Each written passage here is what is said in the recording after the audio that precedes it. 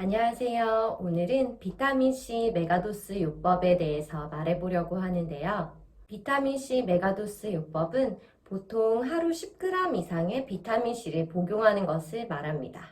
하병근 박사님은 이렇게 경구 복용하는 비타민C의 경우 환원형 비타민C 항암제라고 명명하시기도 했는데요.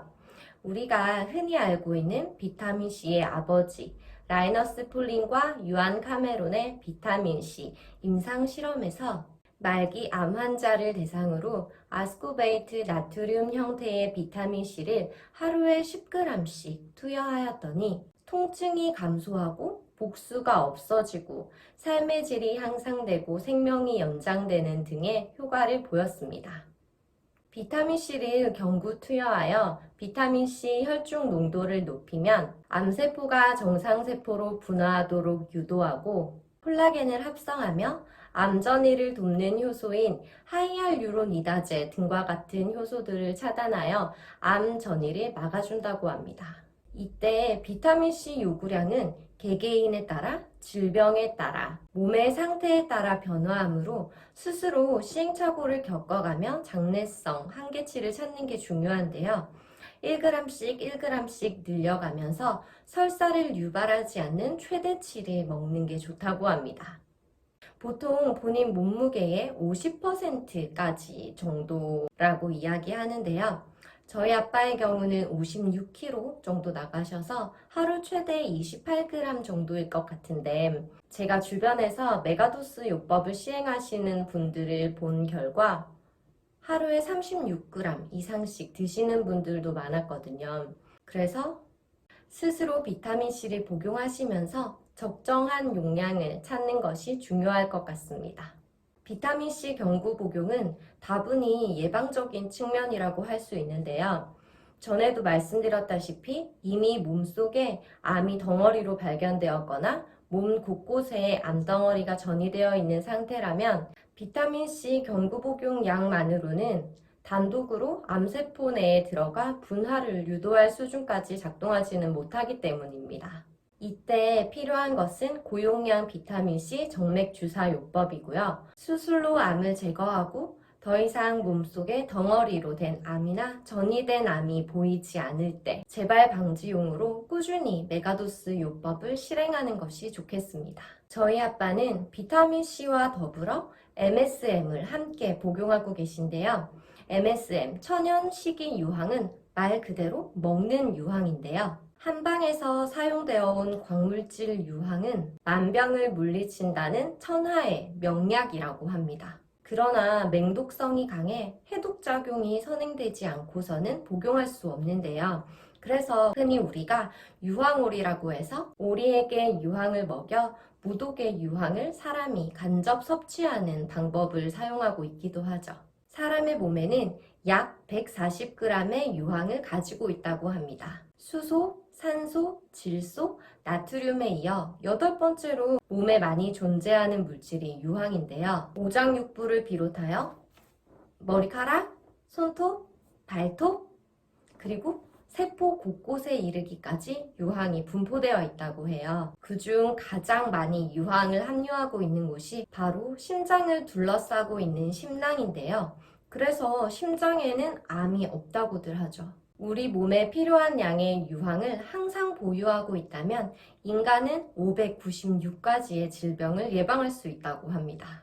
유황의 효능으로는 첫째, 항암작용, 둘째, 각종 피부병 치료, 셋째, 뼈 강화, 넷째, 염증을 삭혀주고, 다섯째, 혈관을 팽창시켜 피의 흐름을 증강시킨다고 합니다. 마지막으로 유황은 장의 연동작용으로 변비를 예방해주기도 한다고 합니다. 이때 암 치료에 있어 MSM의 중요성은 암의 말기 증상인 악액질 상태로 가는 것을 막아준다고 하는데요. 악액질 상태로 가는 젖산대사를 막아주어 악액질 상태로 가지 않게 도와주고요. 또한 혈액 내 암균을 없애고 면역력을 증강시켜줍니다. 부종과 염증을 가라앉혀주고 혈액 내 젖산을 제거하여 통증을 감소시킨다고 합니다. 이처럼 몸의 필수 성분인 MSM의 기능은 셀 수도 없을 만큼 많은데요. 이처럼 좋은 MSM과 비타민C를 함께 섭취하는 이유는 MSM을 비타민C와 함께 복용 시 비타민C 혈중 농도를 오랫동안 유지시켜준다고 하는데요. 비타민C의 흡수율과 효과 또한 증폭시켜준다고 하네요. 또한 항암으로 인한 항암제의 공격으로부터 정상세포를 보호해주는 역할을 하고요. MSM의 경우는 비타민C와 서로 상승 효과가 있어서 필수 영양 치료로서 다른 치료와 충돌하지 않아 함께 복용이 가능하다고 합니다. 저희 아빠가 매일 복용하시고 계시는 셀레늄의 경우 비타민C와는 서로 상충하는 작용이 있어요.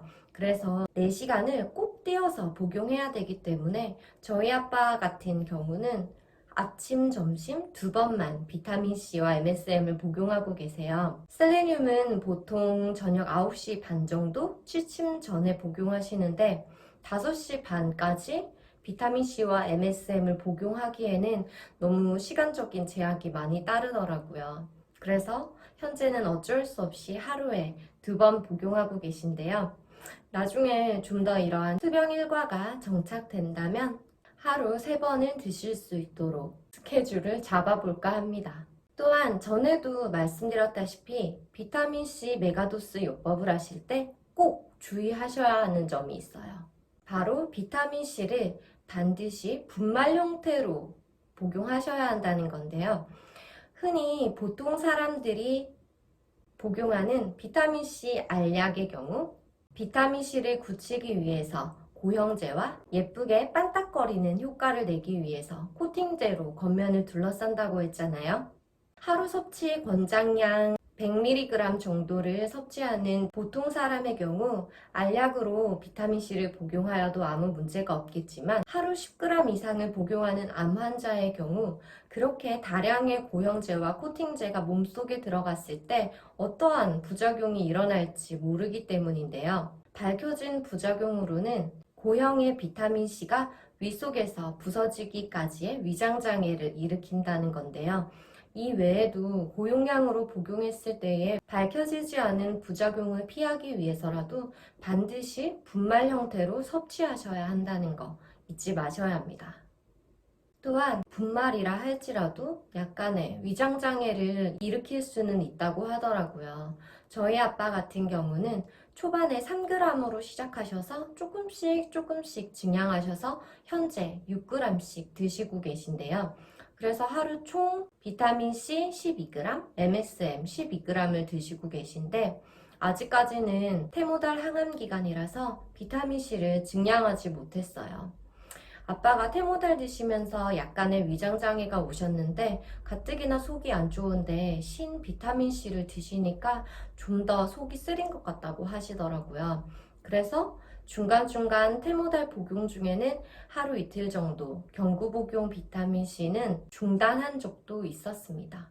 대신에 태모달 복용 중이라고 하셔도 고용량 비타민C 정맥 주사는 꾸준히 맞으셨고요. 그러나 평생 혈관을 찔러가면서 비타민C 정맥 주사를 맞을 수는 없잖아요.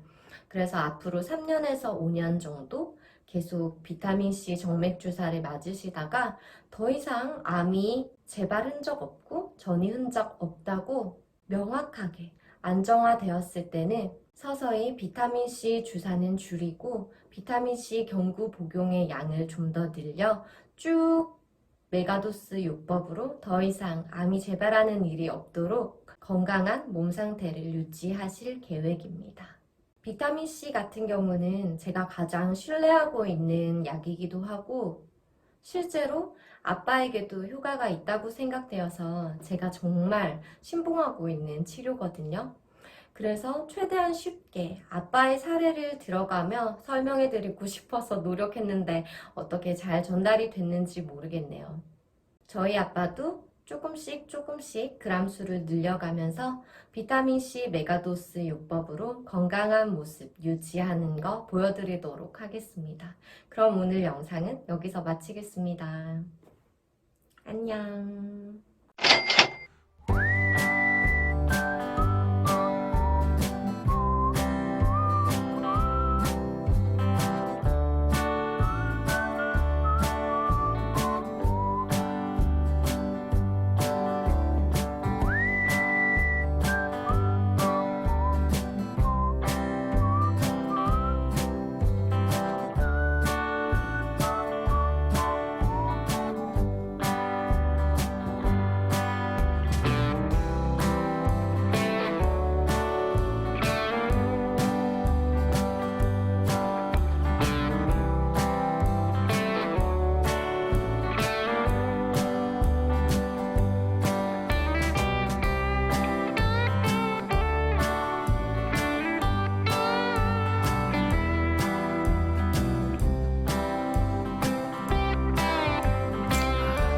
비타민 C는 분말로 된 거를 물에 희석해 아주 맛있기 때문에 입맛은 상당히 시큼한 게 아주 얼굴 근육이 떨릴 정도로 새콤합니다.